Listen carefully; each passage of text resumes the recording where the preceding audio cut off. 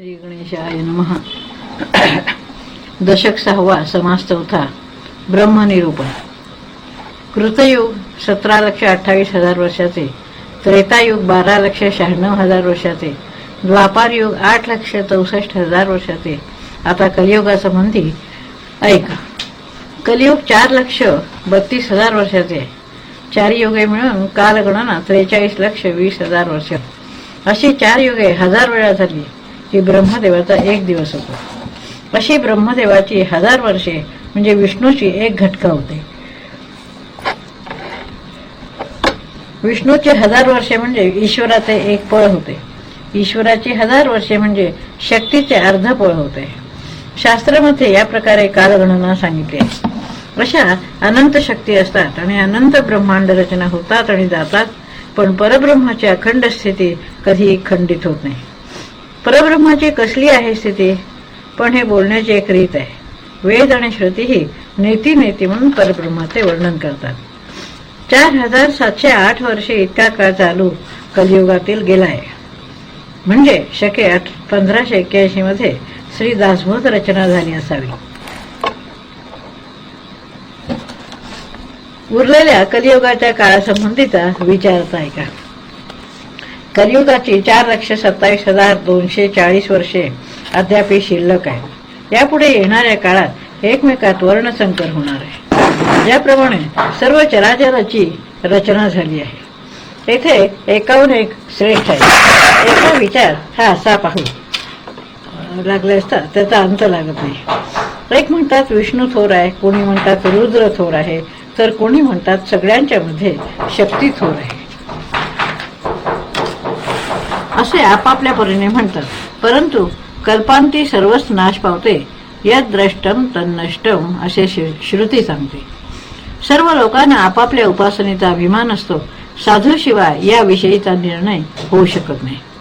अवघे चराचर हे माईक आहे, आत्माच एक सर्व व्यापक आहे असा निश्चय साधू करतात.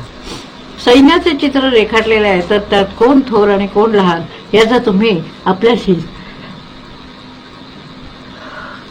विचार करावा. स्वप्नात अनेक दृश्ये पाहिली, त्यात कोणी लहान कोणी थोर अशी कल्पनाही केली, पण जागे झाल्यावर काय होते याचा जरा विचार करा. जागृत झाल्यावर विचार केला की कळून येते की तेथे कुणी लहान नसतो आणि कुणी थोरही नसतो. स्वतःच्या कल्पनेमुळे सगळा स्वप्न विस्तार दिसत असतो. कुणाला थोर ठरवायचे आणि किंवा लहान म्हणायचे हा सगळा मायेचा प्रभाव असतो. ज्ञानी लोक असतात तेच लहान थोराचा निर्णय करू शकतात. जो जन्मास येऊन स्वतःला थोर समजतो तो जिवंत असून मेल्यासारखाच समजावा. श्रेष्ठ पुरुषाने याचा विचार केला पाहिजे. ज्याला आत्मज्ञान झाले असेल तोच खरा थोर महात्मा होय. वेद, शास्त्रे, पुराणे, साधू संतांचे असे मत आहे. थोडक्यात असे म्हणता येईल की एक परमेश्वरच सर्वात थोर आहे. हरिहर इत्यादी त्याच्याच ठिकाणी उत्पन्न होतात आणि लय पावतात. तो परमेश्वर खरे तर निर्गुण निराकार आहे. त्याच्या ठिकाणी उत्पत्ती, विस्तार वगैरे काहीच नाही. स्थलकालाचा, आकाराचा विचार अगदी अलीकडचा आहे. नाम, रूप, स्थल, आकार, काल या सर्व अनुमानाच्या गोष्टी असतात. ब्रह्मप्रलयाच्या वेळी याचा निश्चित निर्णय होईल. ब्रह्म हे नामरूपाहून निराळे, प्रलया वेगळे असते. कुठल्याही काळी ब्रह्म जसेच्या तसेच असते. जे ब्रह्मनिरूपण करतात, संपूर्ण ब्रह्माला ऐक्य रूपे अनुभव रूपाने जाणतात, त्या ब्रह्मज्ञानी पुरुषांनाच ब्राह्मण समजावे. इति श्री दासबोधे गुरुशिष्य संवादे ब्रह्मनिरूपण नाम समास 4 समाप्त. दशक 6वा, समास 5. माया ब्रह्मनिरूपण. श्रोते विचारतात की माया कशी असते, ब्रह्म कसे असते. श्री समर्थ म्हणतात की श्रोते भक्त्यांच्या संवादाच्या निमित्ताने निरूपण ऐकावे. ब्रह्म हे निर्गुण निराकार आहे, तर माया ही सगुण साकार आहे. ब्रह्माला मर्यादा अंत नाही, मायेला अंत आहे. ब्रह्म निर्मळ निश्चय आहे, तर माया चंचल असून चपळ आहे. ब्रह्म केवळ निरुपाधिक आहे, तर माया उपाधिरूप आहे. माया दिसते, ब्रह्म दिसत नाही. माया भासते, ब्रह्म भासत नाही. माया नाश पावते, ब्रह्म कल्पांताच्या वेळीही नाश पावत नाही. माया रचली जाते, ब्रह्म रचले जाऊ शकत नाही. माया नष्ट होते, ब्रह्म नाश पावत नाही. अज्ञानी माणसाला माया गोड वाटते, त्याला ब्रह्म रुचत नाही. माया उपजते, ब्रह्म उपजत नाही. माया मरते, ब्रह्म मरत नाही. मायेची धारणा करता येते, ब्रह्माची धारणा करता येत नाही. माया फुटते, ब्रह्म फुटत नाही. माया तुटते, ब्रह्म तुटत नाही.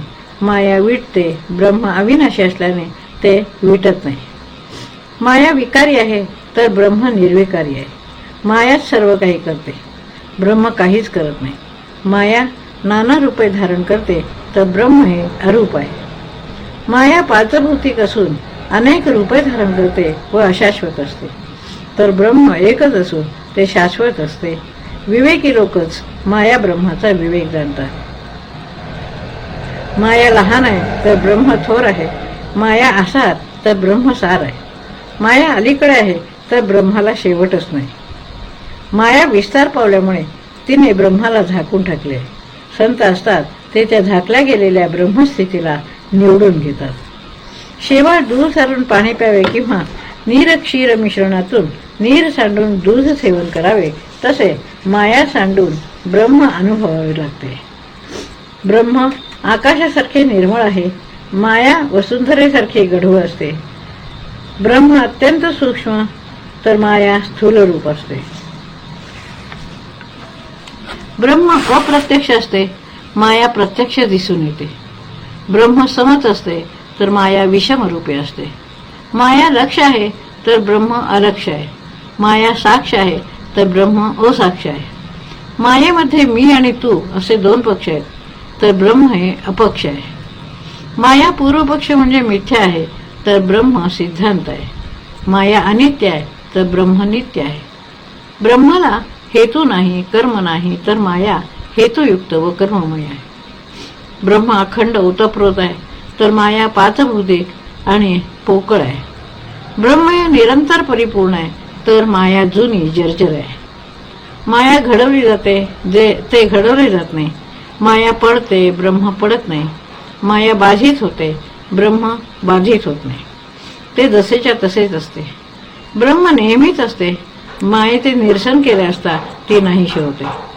ब्रह्माला कल्पांत नाही, मायेला कल्पांत आहे. माया कठीण, तर ब्रह्म अत्यंत कोमल. माया अल्प, तर ब्रह्म विशाल आहे. माया नाशिवंत आहे, तर ब्रह्म सर्व काळ असते. ब्रह्म हे वाणीने वर्णन करता येण्याजोगे नाही, तर मायेचे जसे वर्णन करावे तसे ते असते. काळ मायेवर झडप घालतो, तर ब्रह्मा स्पर्शही करू शकत नाही. नाना रूपे, नाना रंग हा सर्व मायेचा विलास आहे. माया नष्ट होते, ब्रह्म हे जसेच्या तसे अभंग राहते. असो, आता हा विस्तार पुरे झाला. या जगात जे काही चराचर निर्माण होते व नष्ट होते, ती सर्व माया आहे. परमेश्वर हा सबाह्य अभ्यंतरी व्यापून असतो. जळात असूनही आकाश जसे जळाला स्पर्शत नाही, तसे सबाह्य अभ्यंतरी असूनही परमात्मा हा सर्व उपाधीपासून निराळा असतो. माया ब्रह्माचे विवरण केल्याने जन्म मरणाच्या चक्रातून सुटका होते. संतांना शरण गेले की मोक्ष लाभतो. ज्यांच्यामुळे प्रत्यक्ष जगदात्मा हृदयीच प्रगट होतो, त्या संतांचा महिमा अपार आणि अवर्णनीय आहे. इति श्री दासबोधे गुरुशिष्य संवादे माया ब्रह्म निरूपण नाम समास 5वा समाप्त.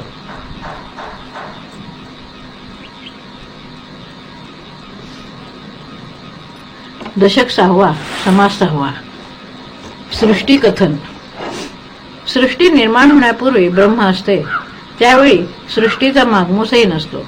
आता सृष्टी दिसते आहे, मग ती सत्य आहे की मिथ्या आहे? आपण सर्वज्ञ आहात, स्वामी आहात, तेव्हा माझ्या या शंकेचे निरसन करावे अशी श्रोत्याने वक्त्याला विनंती केली. त्यावर सर्वज्ञ आणि उदार वक्ता म्हणाला की कथेला तत्पर होऊन सावध होऊन या प्रश्नाचे उत्तर आता ऐका. जीवभूता सनातन असे गीतेचे वचन आहे. या वाक्यामुळे सृष्टीला सत्यत्व प्राप्त झाले. यद्द्रष्टम तन्नष्टम असेही शास्त्रवचन आहे. त्या योगे सृष्टी मिथ्या आहे असे ठरते, तेव्हा सृष्टी सत्य आहे की मिथ्या आहे याचा निवाडा कोणी करावा?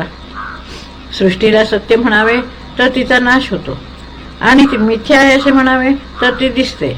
म्हणून आता ती जशी आहे तशी सांगतो. या सृष्टीमध्ये अनेक लोक आहेत. त्यातील काही सज्ञान आहेत तर काही अज्ञान आहेत. म्हणून त्यांच्या मतामध्ये भेद असतो व त्यामुळे समाधान होत नाही. अज्ञानी लोकांचे काय मत आहे ते ऐका. ते म्हणतात की सृष्टी शाश्वत आहे. देव, धर्म, तीर्थ, व्रत इत्यादी सर्व सत्यच आहे. त्यावर सर्वज्ञांचा राजा म्हणतो की मूर्खस्य प्रतिमा पूजा, म्हणजे मूर्ख आणि अज्ञानी असतात त्यांच्यासाठी मूर्तीपूजा असते. सृष्टीचा प्रलय झाला तरी जे उरते ते ब्रह्म होय असे स्वानुभवाने तो पैदेवर म्हणू लागतो. मग त्यावर अज्ञानी मनुष्य म्हणतो की असे जर आहे तर तू संध्या स्नान, गुरुभजन, तीर्थाटन वगैरे कशाला करू फिरतोस. निरनिराळ्या तीर्थामध्ये पवित्र ब्राह्मणांचे समुदाय असतात. त्यात तत्वज्ञानाची चर्चा चालते. त्या चर्चेतून तत्वबोध होतो, ज्ञानाचा निश्चय होतो. त्या निश्चयातून शंकराचे ज्ञान प्राप्त होते. ज्ञानी उत्तर देत आहेत की गुरुगीतेच्या निरूपणात शंकराचे वचन आहे की सद्गुरूची उपासना करावी. सद्गुरूची उपासना भजन कसे करावे तर प्रथम सद्गुरूला ओळखावे व मग त्यांनी स्वात्मानुभवाने जे समाधान प्राप्त केलेले असते ते आपण स्वतःही विवेकाच्या योगे प्राप्त करून घ्यावे. सद्गुरू ब्रह्मानंद स्वरूपच असतात. ते परम सुख देतात. ते केवळ ज्ञानमूर्तीत असतात. ते द्वंद्वातीत असतात. ते आकाशासारखे असतात. ते तत्वमसी याचा साक्षात अनुभव घेतलेले असतात. ते एकरूप, नित्य, निर्मळ, पवित्र आणि अचल असतात. सर्वांच्या हृदयात साक्षी रूपाने राहतात आणि भावातीत त्रिगुणरहित असतात. अशा सद्गुरूंना मी नमस्कार करतो.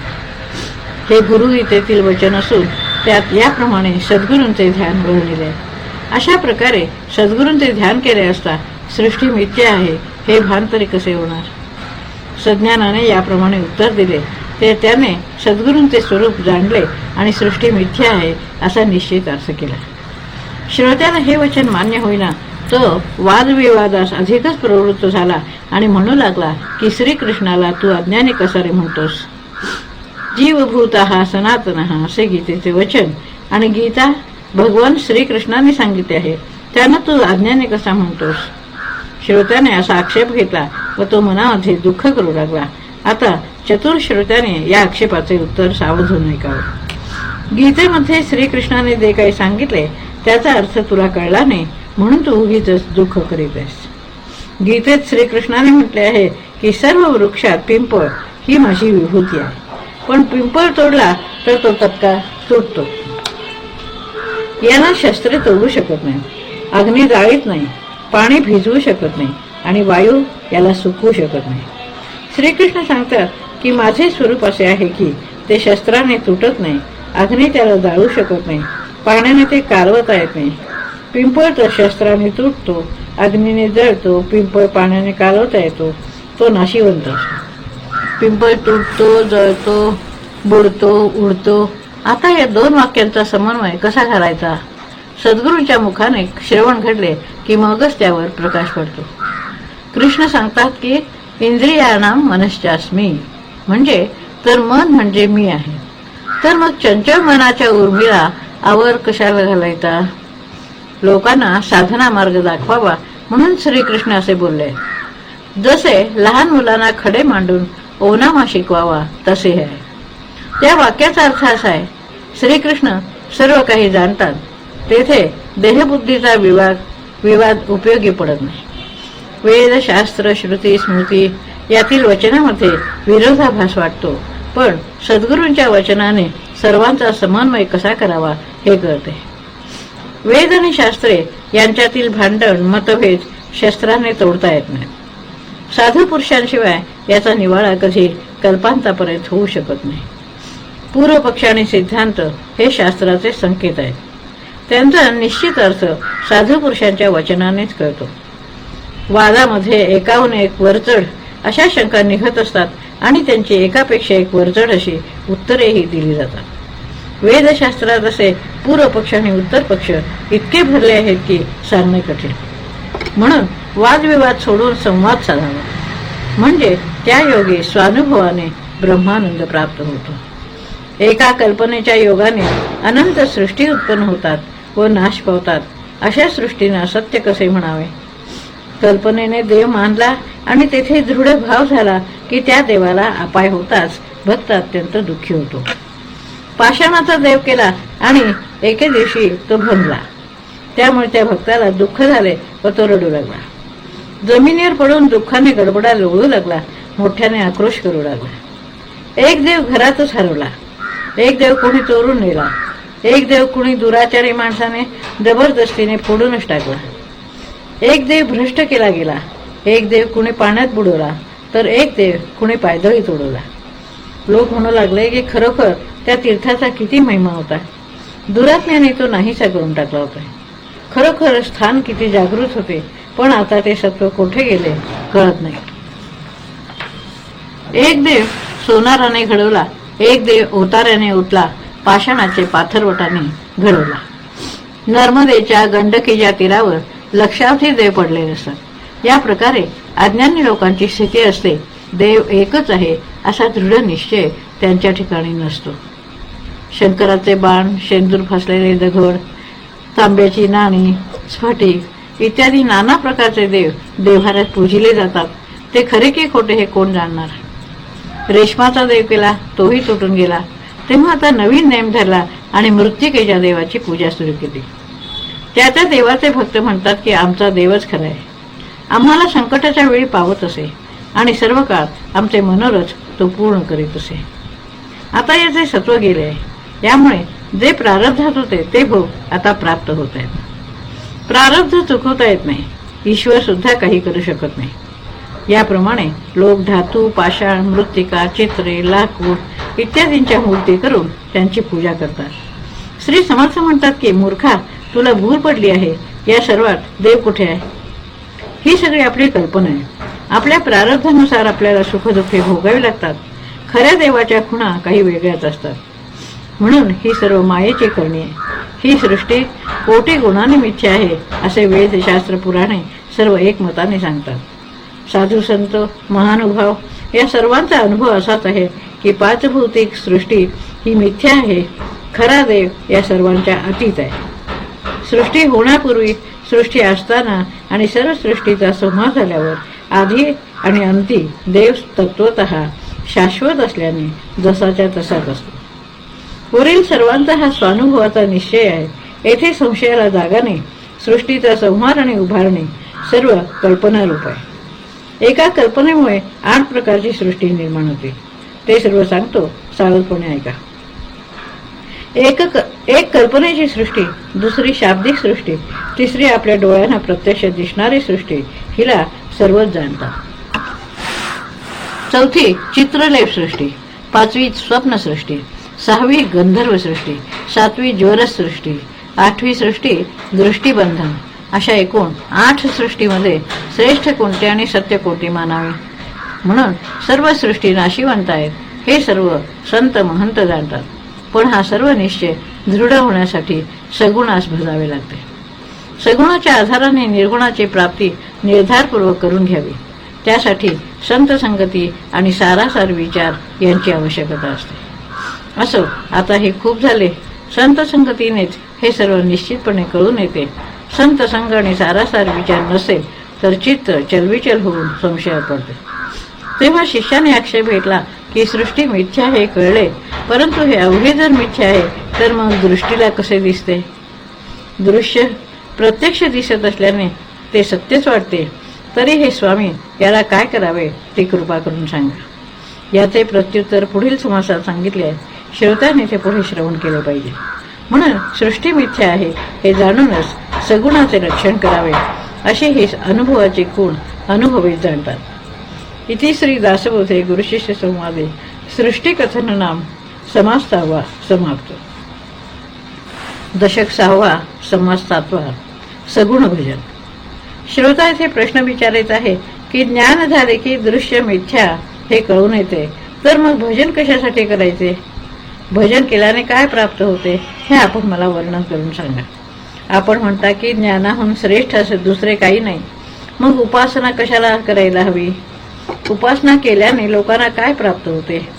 निर्गुण हे जर मुख्य सार आहे आणि तेथे सगुणाचा मागमूसही नसतो, तर मग भजन केल्याने काय विशेष गुण प्राप्त होतो ते मला समजावून सांगा.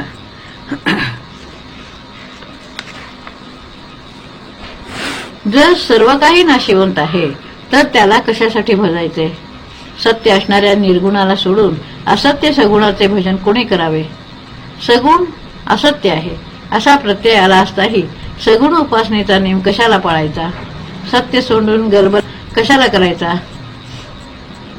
निर्गुणाने मोक्ष लाभतो हे प्रत्यक्ष अनुभव असे ते. सगुणाने काय लाभ होतो हे स्वामी आपण कृपा करून सांगावे. आपणच सगुण नाशिवंत आहे असे सांगता आणि सगुणाचे भजन करावे असेही म्हणता, तरी आता सगुणाचे भजन मी कशासाठी करू? स्वामींच्या भिडेमुळे बोलता येत नाही, पण मनाला हे काहीच पटत नाही. साध्याची प्राप्ती झाल्यावर साधन करण्याची आवश्यकताच काय? याप्रमाणे गोंधळून जाऊन श्रोत्याने स्वामींना प्रश्न केले. वक्ता म्हणतो की या प्रश्नाचे उत्तर आता ऐका. गुरुचे वचन प्रतिपाळणे, त्यांच्या आज्ञेप्रमाणे वागणे हे परमार्थाचे मुख्य लक्षण आहे. गुरूंच्या आज्ञेचा भंग केला तर सहजच विपरीत घडून येते. म्हणून त्यांची आज्ञा शिरसावंद्य मानावी आणि त्यास अनुसरून सगुण भजन करावे. श्रोता विचारत आहे की हे देवा, सगुण भजनाचे प्रयोजन काय? सगुण भजनाने काही उपकार घडतो का? किंवा काही साक्षात्कार होतो का? किंवा प्रारब्धातील वाईट अक्षरे देव पुसून टाकतो का? प्रारब्धात जसे लिहिलेले असते त्याप्रमाणे सर्व काही होत असते, त्यात बदल होऊ शकत नाही असेही म्हणतात. मग लोकांनी भजन कशासाठी करायचे? असा विचार करू लागले की सगुण भजन कशासाठी करायचे याबद्दल काहीच अनुमान करता येत नाही. स्वामींची आज्ञा मला प्रमाण आहे, तिला अप्रमाण कोण म्हणेल? पण या सगुण भजनाचे काय वैशिष्ट्य आहे ते आपण मला समजावून सांगावे. यावर वक्ता म्हणतो की तुला ज्ञानाची लक्षणे माहीत असतील तर मला असे सांग की ज्ञान झाल्यावर तुला देहाने कर्म करावे लागते की नाही? तुला भोजन करावे लागते, पाणी प्यावे लागते, मळमूत्र त्याग करावा लागतो, यातील काही सुद्धा सुटत नाही. आपल्याशी संबंधित व्यक्तीचे समाधान टिकावे या प्रकारे तुला वागावे लागते. आपले आणि परके हे तुला ओळखावे लागते. मग हे सर्व जर सोडून चालत नाही तर मग सगुण भजनाचा त्याग करणे हे कुठल्या प्रकारचे ज्ञान?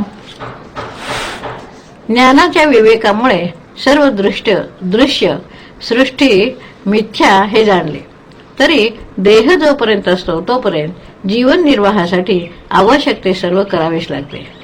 सर्वांचा त्याग करता येत नाही, मग सगुण भजनानेच काय पाप केले? अरे बाबा, ते तरी सांग. धन्याच्या पुढे लाचारीने लोटांगणे घालावे, अत्यंत दीनवाणे व्हावे आणि सगुण देवास तेवढे मानू नये हे कुठले ज्ञान? प्रत्यक्ष ब्रह्मा विष्णू महेश ज्याची आज्ञा पाळतात त्याला तुझ्यासारख्या क्षुल्लक मानवी प्राण्याने रंकाने भजले नाही तरी ते परमेश्वराचे काय बिघडणार आहे? आमच्या कुळात रघुनाथ हे आमचे कुलदैवत आहे. रघुनाथ हाच आमचा परमार्थ आहे. सर्व देवांना बंदीखान्यातून ज्याने सोडवले तो रघुनाथ समर्थांचाही समर्थ आहे. आम्ही त्या रघुनाथाचे सेवक आहोत आणि त्याची सेवा केल्यामुळेच आम्हाला निर्गुणाचेही ज्ञान झाले. त्या रघुनाथाच्या ठिकाणी श्रद्धा भाव जर ठेवला नाही तर निश्चितच अधःपतन होईल. गुरु सारासार विचार करण्यास शिकवतात आणि तेच सगुण भजन करण्यास सांगतात तर त्याला आसार कसे म्हणावे? पण हा विचार शहाणे लोक जाणतात. तू अज्ञानी असल्याने तुला हा विचार सांगितला तरी कसा पटणार? ज्ञानी समर्थ पुरुषांच्या मनातून उतरणे यालाच दुर्दैव जाणावे. राज्यापासून च्युत झालेल्या अभागी माणसासारखी त्याची स्थिती होते. ज्याला मोठा ब्रह्मज्ञानी असे वाटू लागते त्याच्या संबंधी विचार केला असता तो तर देहाभिमानी आहे असे प्रत्यक्ष दिसून येते. एखादा माणूस आत्मस्वरूपाचे अनुसंधानही ठेवत नाही, मी ठेवत नाही असेही म्हणत नाही, अशा माणसाच्या मनात देहाभिमान दडून राहिलेला असतो हे जाणून घ्यावे. अशा माणसाच्या ठिकाणी आत्मज्ञानही नसते अथवा सगुणाचे भजनही नसते. व्यर्थ देहाभिमान मात्र असतो. येथे अनुमान करण्याची आवश्यकता नाही, हा तर तुझा प्रत्यक्ष अनुभवच आहे. तरी आता यापुढे असे वागू नये. रघुनाथाचे भजन करण्यास आरंभ करावा. त्या योगे जे कधी अधिक उणे होत नाही असे अत्यंत निश्चल असे आत्मज्ञान प्राप्त होते. रघुनाथ दुर्जनांचा संहार करतो, भक्तांना आधार देतो, त्यांचे सर्व प्रकारे रक्षण करीत असतो. हा चमत्कार तर प्रत्यक्ष दिसून येतो. आपण मनात जो जो संकल्प करावा तो तो पूर्ण होतो. त्यात येणारी सर्व विघ्ने नाहीशी होतात. रघुनाथाने कृपा केली म्हणजे असा अनुभव येतो. रघुनाथ भजनामुळेच मला आत्मज्ञान झाले आहे. रघुनाथ भजनामुळेच माझे महत्व वाढले आहे. माझा स्वतःचा अनुभव आहे. म्हणून तू सुद्धा प्रथम रघुनाथाचे सगुणाचे भजन केले पाहिजेस. हे सर्व स्वानुभवावरून मी सांगत आहे. पण ते तुला खरे वाटत नाही असे वाटते तरी तूही स्वतः रघुनाथ भजनाने आत्मसाक्षात्कार करून घे, म्हणजे तुला माझे म्हणणे पटेल. रघुनाथ स्मरण करून कुठलेही कार्य करावे म्हणजे ते तात्काळ सिद्धीस जाते. मनात नेहमी स्मरण ठेवावे की रामच करता आहे. राम करता आहे, मी स्वतः करता नाही असा दृढ निश्चय करणे हेच सगुण निवेदन होय. निर्गुणोपासनेत साधक निर्गुणाशी अनन्य होऊन जातो. मी करता आहे अशा भावनेने कार्य करू लागल्यास ते सिद्धीस जात नाही. आपल्या मनासारखे काहीच घडत नाही याचा अनुभव घ्यायचा असेल तर तो लगेचही येऊ शकतो. मी करता असे म्हणू लागलाच की कार्यसिद्धी तर होत नाहीच, उलट असे म्हणणारा कार्य कसे होईल वगैरे चिंतेमुळे कष्टी मात्र होतो. या उलट राम करता असा दृढ निश्चय केल्याने कार्य तर सिद्धीस जातेच, शिवाय यश, कीर्ती, प्रताप यांची प्राप्ती होते. मी करता या एका भावनेमुळे देव दुरावतो, देवात आणि आपल्यात अंतर पडते. या उलट देव करता अशी भावना केली की देवाची कृपादृष्टी होते. आपण 2 दिवसांचे असतो तर देव फार प्राचीन आहे. आपण अत्यंत क्षुद्र आहोत. आपल्याला फारच थोडे लोक ओळखतात. देवाला त्रैलोक्य जाणते. म्हणून ब्रह्मादी देवही ज्या रामाच्या भजनात तत्पर असतात, ज्याला अनेक लोक मानतात, त्या रघुनाथाचे भजन करावे. श्री समर्थ सांगतात की आम्ही भक्त आहोत. आम्हाला रघुनाथ कृपेने आत्मज्ञान झालेले. त्या ज्ञानाच्या बळावर जर आम्ही उपासनेचा अनादर करू लागलो तर अभक्तपणामुळे आम्हाला दोष लागेल व आमचे पतन होईल. ज्ञानाच्या अहंकाराने जर कोणी देवाची उपेक्षा करू लागले तर त्याचे परिणाम त्याला भोगावेच लागतील. ते ज्याचे त्याने पाहून घ्यावे. स्वानुभवाच्या उलट असल्याने ते अप्रमाण आहे. ते श्रेष्ठ पुरुषांना कधीही प्रशंसनीय वाटत नाही. देहाने सगुणाची उपासना करायची आणि विवेकाने देहाहंता त्यागून स्वानंद सुखात मग्न असायचे अशी संतांची अंतरातील स्थिती असते. रामभजनाने म्हणजे सगुण भजनानेच सर्व दृश्य सृष्टी मिथ्या आहे हे कळून येते. ज्ञानी पुरुषांच्या मते हे सर्व दृश्य जगत स्वप्नासारखेच आहे. स्वप्न मिथ्या असते म्हणून त्यातील काळजीही मिथ्याच असते. त्याप्रमाणे सृष्टीची रचना, सर्व दृश्य जग हे मिथ्या आहे हे साधूजनांना कळून येते. हे सर्व ऐकल्यावर श्रोत्याने शंका उपस्थित केली की हे सर्व मिथ्या आहे तर ते आम्हाला का दिसते? याचे उत्तर पुढल्या समासात दिले आहे असे समर्थ सांगतात. इति श्री दासबोधे गुरुशिष्य संवादे सगुण समास 7 समाप्त.